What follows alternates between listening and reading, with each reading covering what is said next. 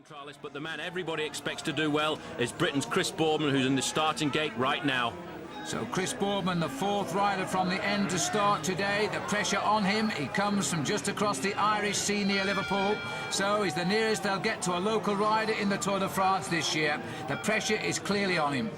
A couple of days ago I went to interview Boardman on the track in Manchester, Phil, and all he was doing was starts and 1 kilometres, 2 kilometres, 3 kilometres to get his speed up for this opening prologue time trial. For him, it's his major goal of this season. Well, if the crowd can lift him... Days ago, and now he's out on the course, but Boardman, Phil, was fastest at the halfway checkpoint. And he swings into O'Connell Street. He will see the line from there, but as I said, it's a long, long way to go now. Boardman accelerating. He had a good split. He was fractionally quicker than Abraham Olano at the split out on the course.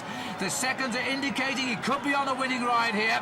Chris Boardman racing for the line. He's won the prologue twice before, and now he's won it 3 times. Comes to the Tour de France in good condition. Well, they don't come much tighter than that between 3rd and 6th, but Chris Boardman wins the prologue time trial for a 3rd time. He equals Eddie Merckx and Tilly Murray. Great start for Chris Boardman. He did what he set out to do. He won the prologue time trial, the 3rd time he's done that. Now he's got to defend the yellow jersey over the road races stages here in Ireland, and the Dublin circuit race, 180 kilometres, will take the ride.